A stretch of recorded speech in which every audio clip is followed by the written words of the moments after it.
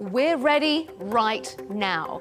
Vladimir Putin says Russia doesn't want to fight Europe, but it's ready for war if necessary. The president's threat came after a lengthy but unsuccessful meeting with high-profile US mediators. Instead of a negotiated peace in Ukraine, is an expanded war on the horizon? You're watching Counterpoints with me, Melinda Nusafora.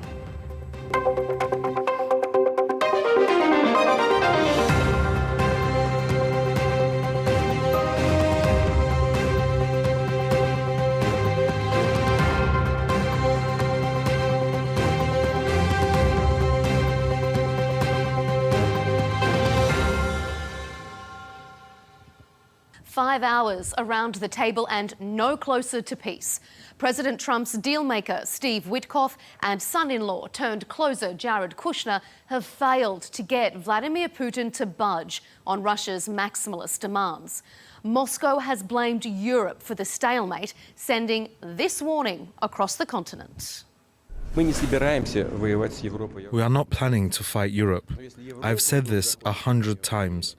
But if Europe suddenly decides to wage war against us and starts it, we are ready right now. There can be no doubt about that. If Europe chooses to start a war, the situation can very quickly reach a point where there will be no one left for us to negotiate with. But Europe hasn't blinked.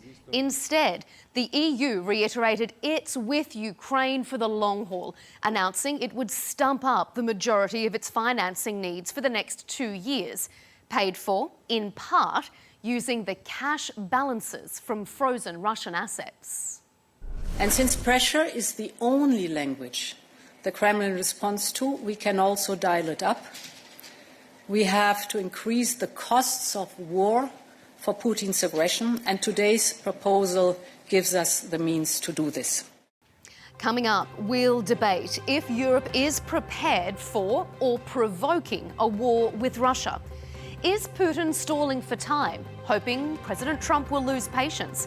And in the long term, is aligning with Russia simply better business for America?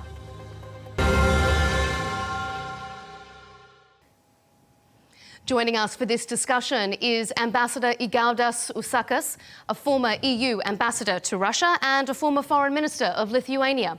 Glenn Deason is joining us, political scientist from the University of Southeastern Norway, and rounding out our panel, Oleksiy Goncharenko, a Ukrainian MP from the European Solidarity Party. Gentlemen, welcome to Counterpoints and thank you for being here.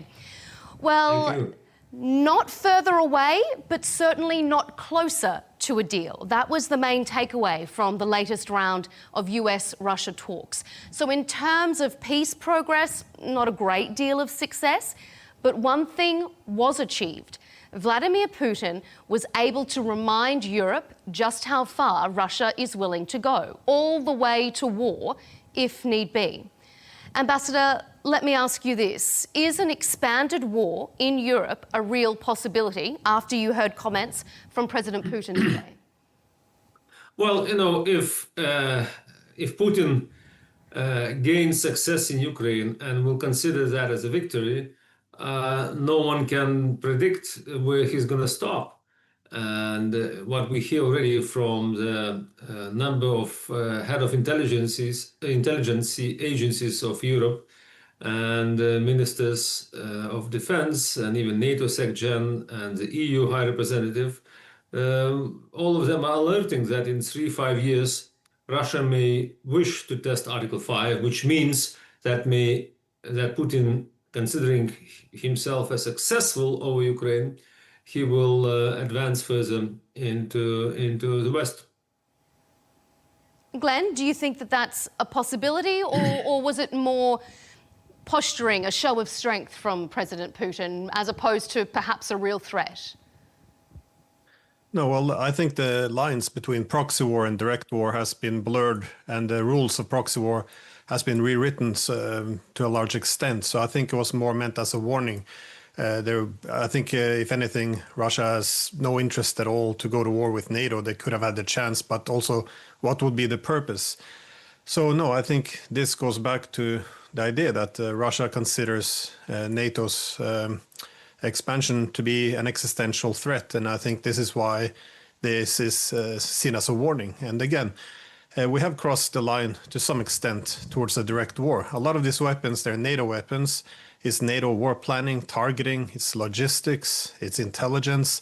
So again, if this went the other way, if the Russians were doing this against any of our countries, we would call it direct involvement. So I think it's more a caution that Russia will respond if, especially the Europeans then, seek to escalate as we face defeat in Ukraine. Alexei, pick up on that as we face defeat in Ukraine. Does it feel like defeat?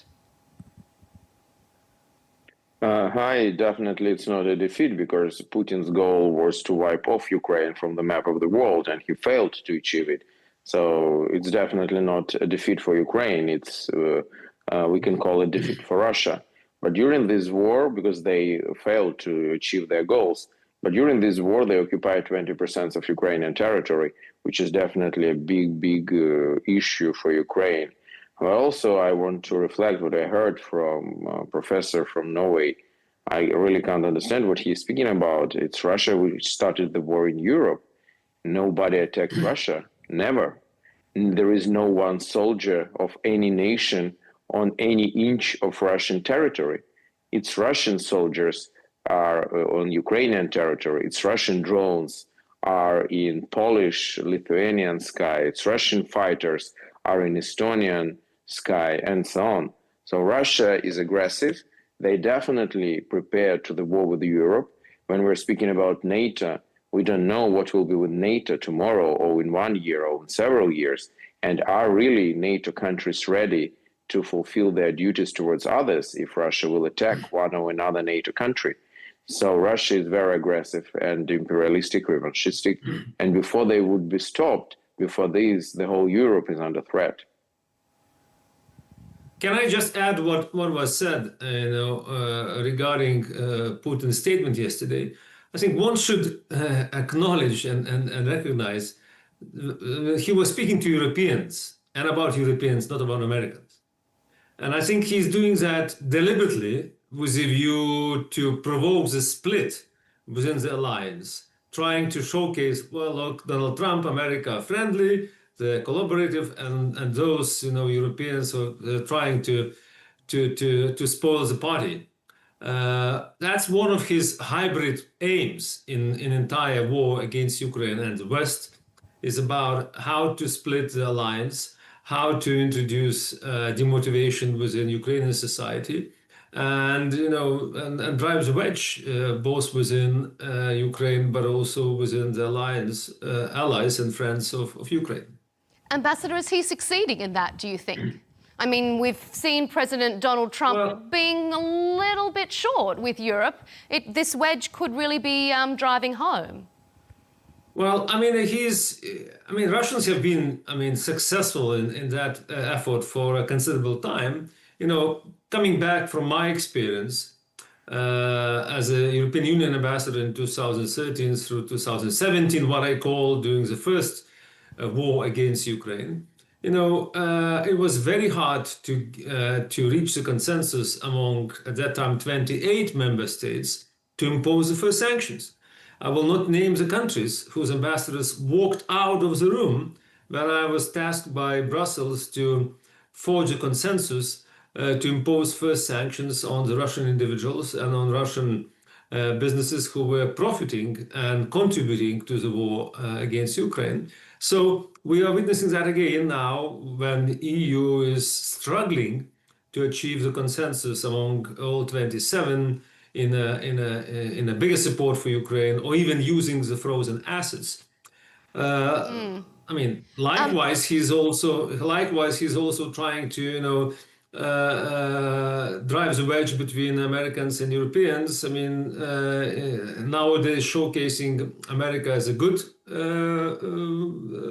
friend and Europeans as those who are trying to spoil, as I said, the party of two. Glenn, do you think that Putin is successfully trying to split the alliance, or does he not have to try? Is the alliance split anyway? Well, no, I would definitely think so. This would make common sense. If you see your adversary or enemy, you would like to split them. So I think that they would take advantage of any splits they see. But I think the Do you underlying think there is an existing development. split?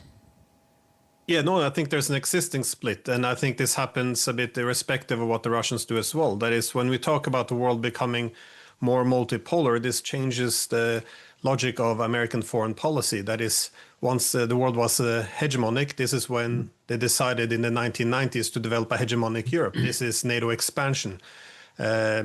But now that you have the rise of China and others, I think the Trump administration questions the logic of what Biden tried to do, which is use the Ukrainians to knock out Russia so they could focus on China instead. So I think instead that now that he would like to see again a split between the Chinese and the Russians, but also in a multipolar world, the US has to make more priorities. They can't be everywhere, and Europe is no longer a priority. They would like to focus on the Western Hemisphere and on Asia. So if you pivot to somewhere, you have to pivot away from somewhere, and that somewhere is Europe, because it's no longer this strategic focus. And Russia is not the Soviet Union. It's simply not that big of a threat. And again, we have to remember that before 2014, no one in Moscow or laying claims even to Crimea. At that time, you had 20% of Ukrainians wanting to join NATO. I think it was NATO that entered Ukraine from 2014 with the toppling of Yanukovych, which stoked fear in Russia, which is what triggered the security competition. Doesn't mean that what Russia has done is legitimate or in line with international law, but it was a reaction to this. And I think now Trump essentially counting his losses. He's worried that they are exhausting themselves in Europe and pushing the Russians closer to China. So it's time to make a big deal, which is make peace with the Russians, which are not a strategic rival to the United States. They're much weaker. China's the main economic rival. So this is, I think, already a split coming. That is, US would like to leave Europe to a larger extent. And of course, I'm assuming that the Russians will take advantage of this repositioning. Alexei, how do you see that? I mean, Glenn's saying Russia's not the Soviet Union, it's not that big a threat, and the US is pivoting away from Ukraine. Do you see it that way? I mean, Russia is a real threat. Russia started the war in Europe, what we're speaking about. Definitely Russia is not so strong how Soviet Union was, but it doesn't make the threat less real.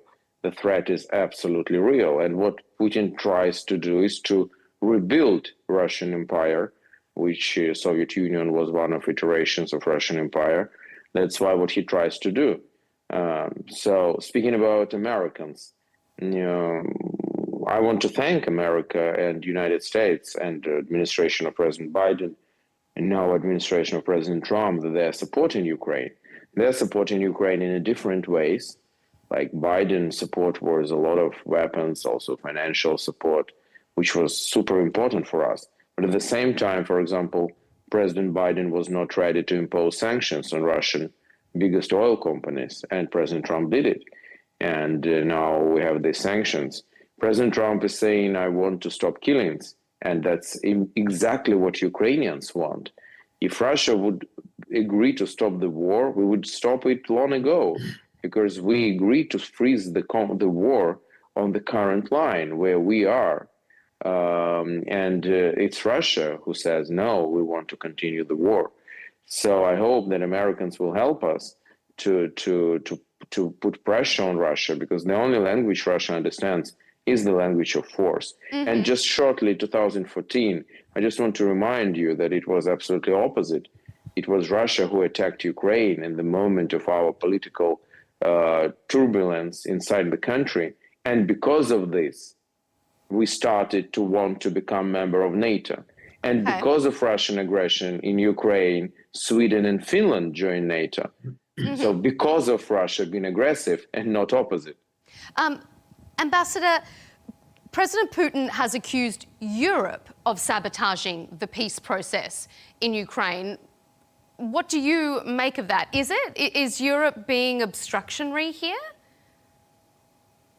Well, I mean, I don't see the cause why President Putin may like Europe, because European Union and Europeans at large, including Norwegians and Brits, of course, I mean, We are committed to the international rules-based system. Putin is not. European Union But is it committed. hindering peace? I mean, Europeans support Ukraine's free choice of alliances, whomever they want. Putin does not. And Europeans, of course, I mean, European Union itself is a Nobel Prize winner as a peace project. Neither Putin nor Trump are yet. So, I mean, no one can blame European Union or Europe of being against the peace. We are for the just peace, and we are for sustainable peace, which would mean Ukraine free, regaining territorial integrity and sovereignty, and having a choice to live as they wish, not someone dictates from Kremlin. Glenn, is Europe, as President Putin has asserted, is Europe sabotaging the peace process? That was from you, or? Yes. Oh, sorry. Yeah. Well, I think that they have become a spoiler, and the main spoiler. This is something both Washington now as well as Moscow, the way they see it. Even the former press secretary of Zelensky was making the point that why should the Ukrainians continue to listen to the Europeans? Because they're making these maximalist demands. I think the main objective now here in Europe is to put a format for peace, which they know is unacceptable to Russia, so they can direct the pressure tactics of Trump towards Russia, which makes sense if you want to prolong the war. But I think you heard from many, including the intelligence chief of Germany, that the objective should be to prolong the war, to continue to throw Ukrainians at the front. So in Europe, we can prepare our armies and for future confrontation. So no, I think when they call for a ceasefire, they know that this can't be acceptable to the Russians. Again, for the Russians, they made it quite clear since the beginning that they want the Ukraine to restore its neutrality. This was the foundation of the Istanbul talks in 2022, and this has to be the foundation of any peace agreement. Now, I agree, it's not fair. I can understand the argument as well that the Ukraine should be allowed to choose its own alliances, if you will. This is the foundation of the pan-European security architecture since Helsinki, but we also have another principle, which is that of indivisible security. We also agreed. Now, that's two principles which can come in competition, because on one hand, we're saying NATO shouldn't expand its security at the expense of Russia, and on the other hand, any country should be allowed to join NATO. So at some point, you have to harmonize these two principles, and that happens when the great powers sit down and talk, because this is a security competition. And I agree, it's an existential threat to Ukraine, but it's also an existential threat to Russia. But before 2014, there was no security competition. There was no need to deter Russia from invading Ukraine. Ukraine was neutral. What sparked the security competition was the toppling of Yanukovych in 2014. And even as the New York Times recognizes, on the first day after Yanukovych was toppled, the first thing that was done was for the new intelligence chief of Ukraine, which was then helped to install by the Americans, to call up the MI6 and CIA to start a partnership against the Russians. This was before the Russians set their eyes on Crimea or anything else. So I think no one in Europe or NATO is looking at Ukraine and out of altruism, wanting to support democracy. It is an instrument against Russia. And towards this extent, the Europeans are willing to fight down to the last Ukrainian. Olensky, go ahead. No, I just want to react. I'm sorry. I mean, like, we can have arguments and they can be different, but we can't lie. Unfortunately, what Professor said now, Mr. Glenn, it's just lie. When he said that Ukrainian head of intelligence addressed to CIA and MI6 before Russia attacked, once again, it's lie. I'm Ukrainian. You can open the history. You can open Wikipedia if you want. And you will see that Russia started aggression in Crimea before, when Yanukovych was still in his office. So you're just saying not truth. I'm sorry, you're lying. And that's why we can't continue like this, just manipulating things. Once again, first of all, it's right of Ukrainian people to choose who is their president. We're not saying who should be leader of Russia or any other country, but we decide who should be leader of our country. We wanted to change our leader. It was nothing to do with Russia. and Russia started aggression against us. Definitely after this, we needed all support we can have. Second thing, NATO is a defensive alliance. NATO says what is the most important in NATO is that if one member state of NATO is attacked, all member states are attacked. But it's not said if one member state attacks somebody, others should attack somebody. NATO is defensive alliance.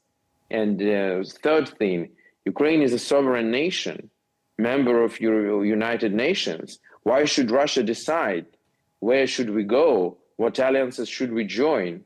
We don't have this word for Russia, and as any other country of the world can't have it. So we're speaking about some vassal states, feudalism, where we're moving to. What is our aim?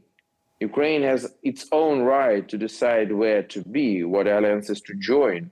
Not attacking anybody. Ukraine never attacked anybody. Alexei, I want to ask... And the last thing, which is the last thing I will just want to remind to everybody, exactly these days, in beginning of December 1994, Budapest Memorandum was signed, where Russia, United States, and United Kingdom gave guarantees to Ukraine, guarantees of our security and territorial integrity. And for these, we gave up the third largest nuclear arsenal in the world. And where we are now, where are guarantees from Russia? And where is support of the needed volume from United States and United Kingdom?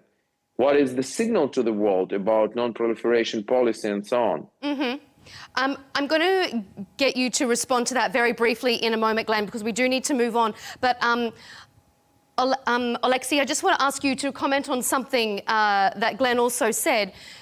Is Europe using Ukraine as a bit of a buffer? Are they using Ukraine to fight against Russia so that they can prepare their own defences? Are you sort of being thrown onto the front line as collateral damage by your European neighbours?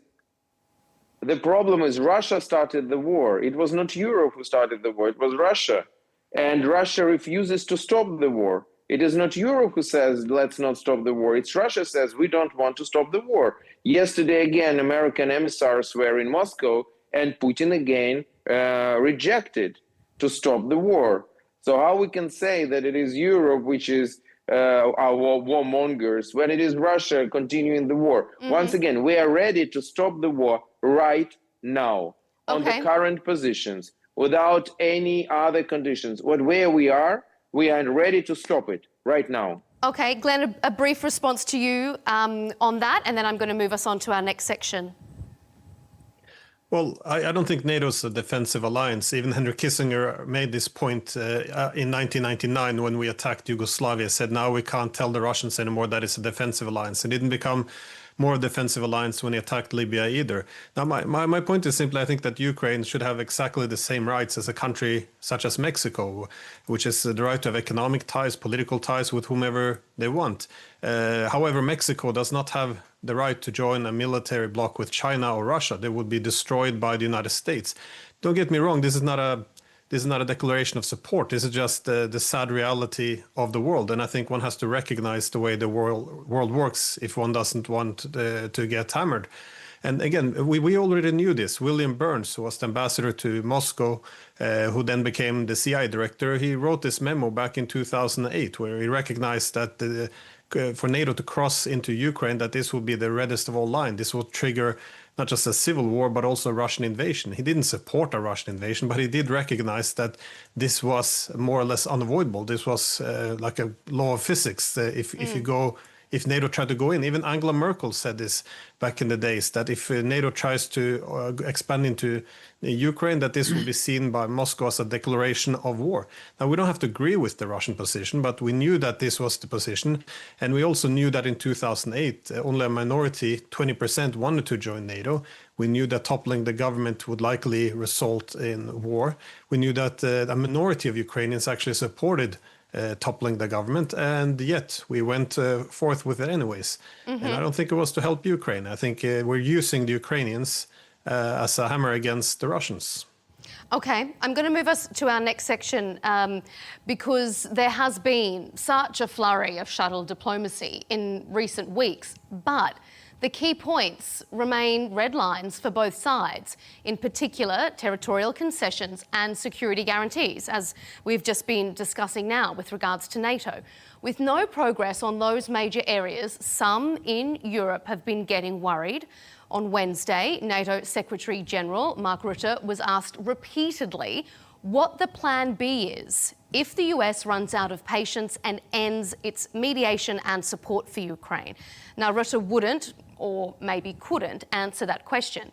Ambassador, President Trump wants a deal done quickly. Is Putin banking on Trump losing interest the longer he delays? Well, that's a very good question. Time will show, first of all. Secondly, we can only guess and make certain prognosis analysis predictions on the basis of former behavior. We don't know. We know that Trump has an ambition to win a Nobel Prize for peace. So he will not win that if he, washes his hands and leaves, all the conflict in shambles for Europeans, Ukrainians, and Russians. That's the first one. Secondly, I think President Putin, who's surrounded by very knowledgeable American experts such as Yuri Ushakov and Sergei Lavrov, they understand that if the deal to be brokered with United States President Donald Trump, if Russia wants to get something out of that, and we don't speak about economic situation in Russia, finances, how the recent sanctions is and will bite even stronger. For Putin to get that deal with Trump is going to be before congressional elections in November, which means that he has a time until late spring, latest, so as to gain from the free hand of Trump while he controls both houses in the Congress and administration. Later on will be much, much harder. And that's why I think he will definitely be in a position to do some compromises, to make some compromises, but possibly not any time soon than in spring. Alexei, does that make you nervous? I mean, if this is rushed through, if President Trump wants to get this done, as Ambassador is intimating, before he loses control of both houses, does that bode well for Ukraine? We want peace as soon as possible. But what will it look like if than President today. Trump is forcing this through in a rush? There are things which are unacceptable for our country. We will never agree on them. Everything else can be compromised, and we are ready to speak.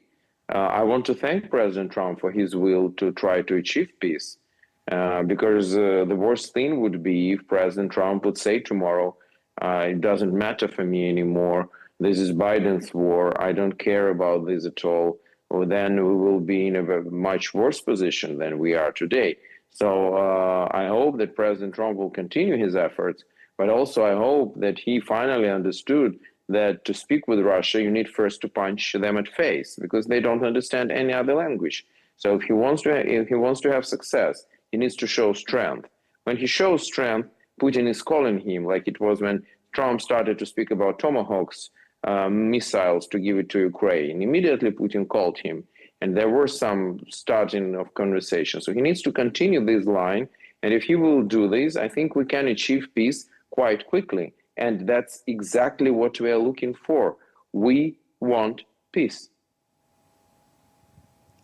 Glenn, do you think that a show of strength is going from the US is going to get President Putin perhaps more willing to compromise, or do you think that there's no room to budge? No, well, again, it is limits for what can be done. Often the assumption is that Americans are only limiting themselves due to intentions, but it's also capabilities. Keep in mind that Biden sent almost everything they have.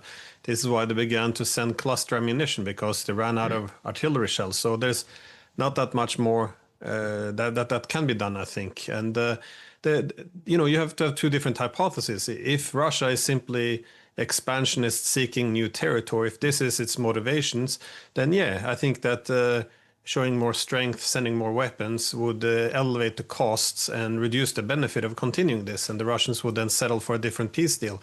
However, if the alternative hypothesis is correct, that is that Russia considers NATO to be an existential threat, the more weapons we send, the more we devote ourselves to this war, the more it's going to reaffirm what the Russians fear, that NATO is determined to break Russia, that is, seek a strategic defeat, balkanize it, and that will only make them escalate further. I mean, this was the whole logic of Obama. This is why he thought it was a bad idea to send weapons to Ukraine, because it would escalate tensions. And at the end of the day, the Russians would have escalation dominance due to the proximity, the benefit of logistics, but also because it's more important to them. Again, this is an existential threat to Russia. It's an existential threat to Ukraine, but it's not an existential threat to the US and even the Europeans, which is why eventually it will be the Russians which have both the intentions and the capabilities to win this war. But I agree. I think the Russian demands, they're extremely high. If an agreement had been made back in April of 2022, I think Ukraine's neutrality and NATO staying out would have been enough. But after 4 years of war, they're calling it now Istanbul Plus, which is large territories of Ukraine, 20% of it, as it was said. And this is very difficult for Ukraine to accept. It makes it very difficult for the Americans to sell even to their own government, which is why they need to rush this through before their midterms. So, no, it's a very difficult piece to be made. But again, the Russians are winning. If we wait another 6 months, the deal will be much, much worse, because then they will require even more territory as a guarantee that NATO doesn't end up in the hands of NATO in the future.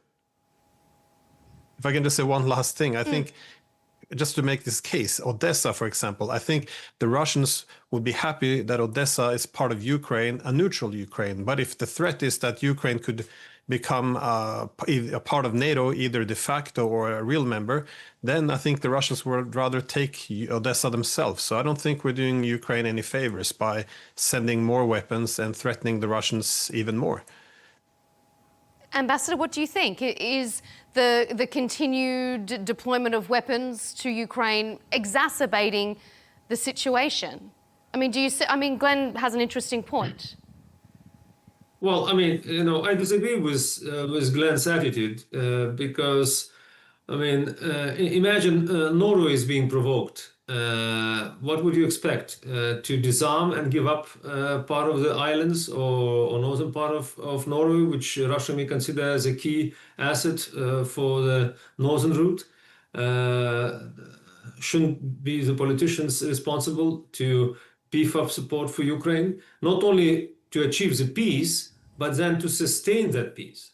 And that's where I believe, European hour has arrived.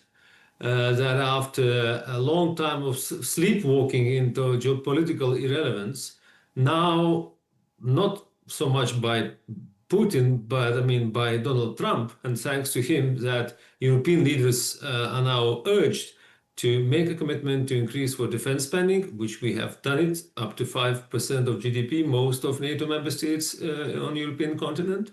We are devoting our support to Ukraine and buying American ammunition and sending that to Ukrainians. We're training the forces because we believe that even after the escalation process will come into play.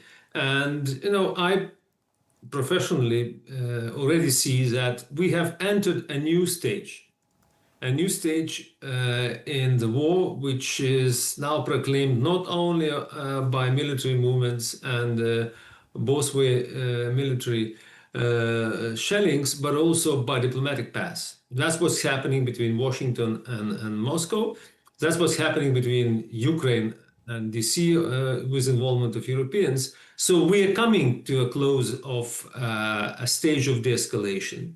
But even when the escalation stage will be reached, is it by the peace agreement, a ceasefire, or what framework agreement, whatever you call, to sustain that peace, Ukraine is defending its own territory. It was Russia who unprovoked started the war against Ukraine, and Ukraine deserves and requires, so does Europe, needs to continue to provide support, and it's going to be on the shoulders of Europeans, on the shoulders of taxpayers of Norway, UK, Lithuania, and the rest of Europe.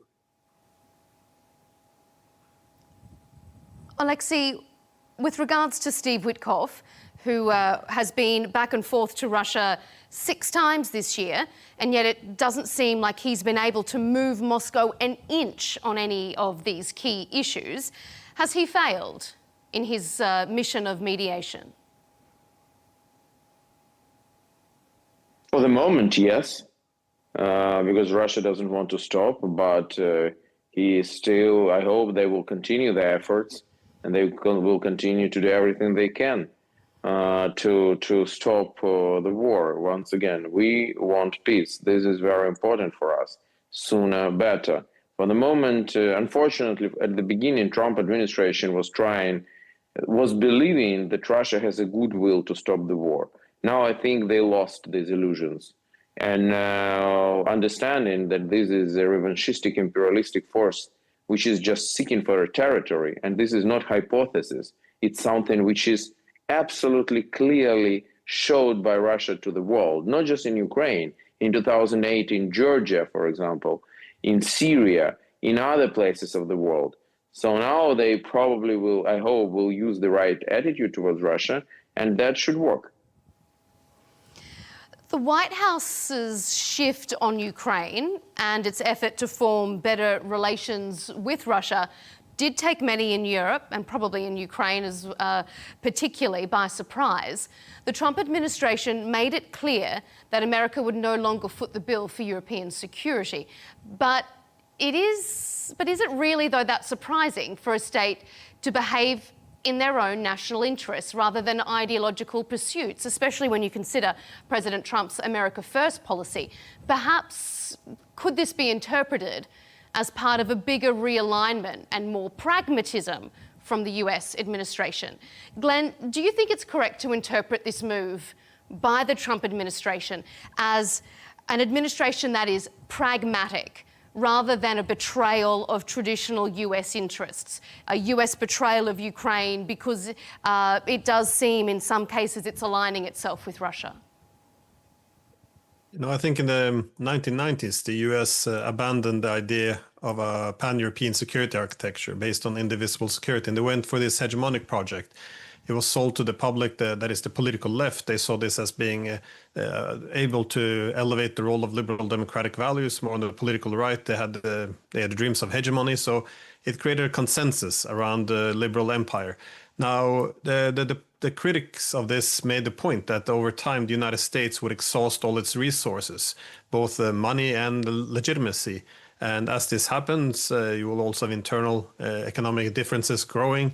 You will have a political polarization, social problems. So all the things we're seeing today. So the hegemon doesn't sustain itself. And if you look at the US today, they're in need of change. They have exhausted themselves. So you have a new group of people emerging on the political right in the United States who says that hegemon is not our friend. This is a burden. Hegemony is essentially, or empire is destroying the republic because it's costly and not just costly, exhausting the US, but in a multipolar world, all it does is instigate or incentivize the rest of the international system to collectively balance the US. So China, Russia, Iran, Brazil, all of these countries working together to reduce their dependence on the United States. This is a problem for the US. It would be better for the US to transition into a multipolar system where a natural balance of power establishes itself. So I think this is part of a wider trend in the direction of the United States. So I think too much focus is often devoted to Trump's personality. I think it's quite unique, and not many others could pull off what he's doing because it's quite reckless as well, which is both a strength and a weakness. But overall, I think this is a logical way. The world is not unipolar. The distribution of power is multipolar, but our security arrangements or everything else still lives as if it would be in the 1990s. And this is the source of many of our conflicts. We can say a lot of very clever words. I just want to react, but there is nothing more pragmatic for the United States than to secure Europe, because Europe is the biggest trade partner of the United States. The biggest market for American export is European Union and European countries. United States has a $1,000 billion trade with these countries. And if these countries would be devastated by Russian aggression, that would be a huge, absolutely blow on American economy. I'm not speaking now about geopolitics. I'm not speaking that these are allies of the United States and how the country can survive without allies. But just even economically and very pragmatically, for United States, it is super important to have secure Europe as its, for example, biggest trade partner. Ambassador, when we see Jared Kushner, for example, speaking about potential deals to be done in Russia, when we see Steve Witkoff walking around Moscow with him, a former business partner, business relationship of President Trump. Do you think the Russians could be using that to their advantage, using this improved relations to say aligning with Russia is simply better business for the United States? Well, my interpretation is slightly different. I think on both sides, on Moscow and Washington, D.C., and I think President Trump had made it public that he's keen to turn the page and to revive relations with Russia, economically, politically, and otherwise. So when I follow these negotiations and exchanges and visits, I kind of, sorry to say, draw conclusion that entire package over Ukraine seems like an appendix or an attachment to a much larger, much broader negotiation agenda, which is taking place confidentially out of public, which none of us are aware of. But the rumors are spreading and publicly also been acknowledged that, as it was spoken in Alaska, I see there is a threefold agenda. One is Ukraine. Second is strategic stability. When it comes to the balance of nuclear weapons and trying to include into the control of nuclear development weapons China. And the third one is economic cooperation, where, of course, folks like Steve Witkoff and Jared Kushner have a very, I think, material and very personal interest to find opportunities and to promote businesses, which is a new reality we must face. And just coming back with one sentence, if I may, I don't believe in the death of a North Atlantic alliance. What we're witnessing, I believe, is that historically cemented shared values alliance is now transitioned into the interest-based alliance. So United States will remain engaged in Europe. United States will care, as it was said, about American investment in Europe and the largest trade partner, such as European Union and UK and Norway including.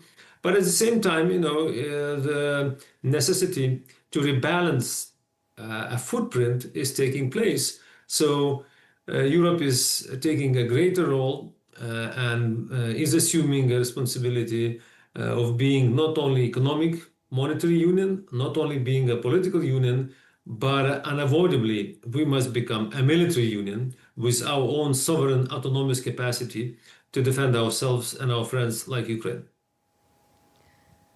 Alexei, speaking of those new realities there, do you see Europe trying to work out where it stands in this new reality? What is their role now in this new world order that we're seeing? What is the role of Ukraine? Of Europe, of Ukraine, where do they fit in now? Is Ukraine just a buffer for Europe? How do you see their relationship when we take into account this new reality that the ambassador is speaking about? Ukraine is part of Europe. Ukraine is already candidate to European Union. I am sure that we will be member of European Union, and Ukraine makes Europe stronger because the Ukrainian army today is one of the strongest armies in the world, and it is a perfect match today between Europe and Ukraine. Unfortunately, because of Russian aggression, Ukraine is heavily devastated. But Europe is rich and prosperous.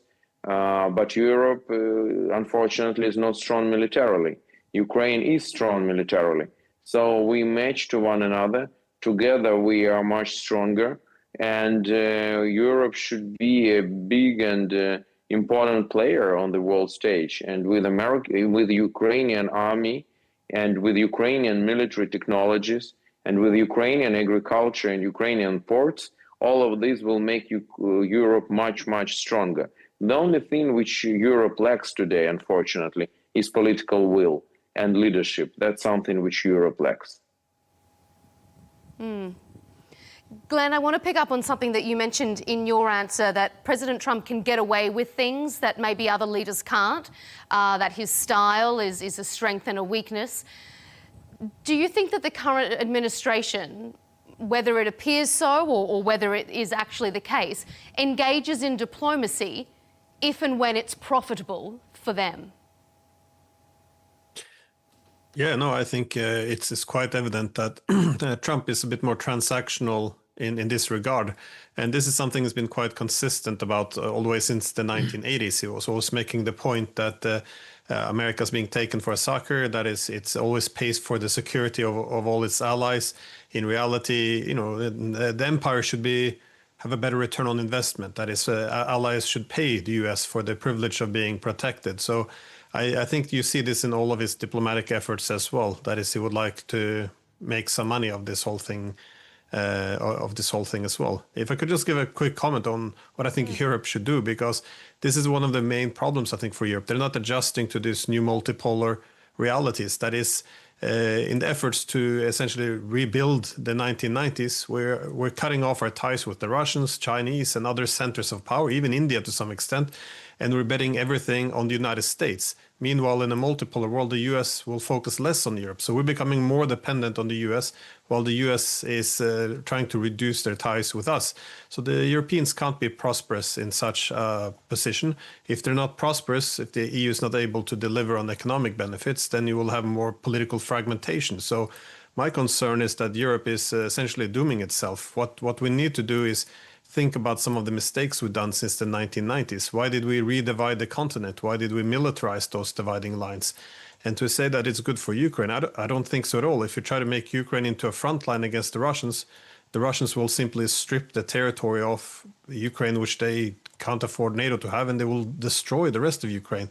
This is a horrible fate for Ukraine. It will make no sense for Europe in terms of security. It won't be good for us economically. What we should do in Europe is begin to diversify as the US starts to look other places as well. It's just that it's how states will have to act if they want to prosper. We can't put all our eggs in the American basket. Ambassador, just a final comment from you on that, on what Alexei and what Glenn have just said before we run out of time. Well, I think Putin has already failed in his plans. He lost the war because Ukraine is now already considered as part of European Union, and Ukraine will become member of European Union.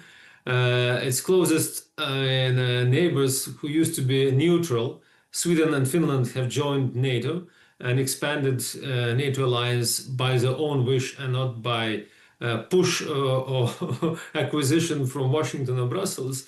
So, I mean, we are in a new reality, and it's going to be a hard time in the weeks and months to come to fight, while at the same time to negotiate de-escalation, which will come at a price to all countries concerned. But I believe in a bright and prosperous and secure future of Ukraine and of Europe. It's an optimistic outlook. Let's see what the next weeks, months, hopefully not, bring with regards to this diplomacy. Ambassador Igaudas Usakas, former EU ambassador to Russia and a former foreign minister of Lithuania, thank you. Glenn Deason, political scientist from the University of Southeastern Norway, and Oleksiy Goncharenko, Ukrainian MP for the European Solidarity Party. Gentlemen, thank you for all your diverse views here on Counterpoints.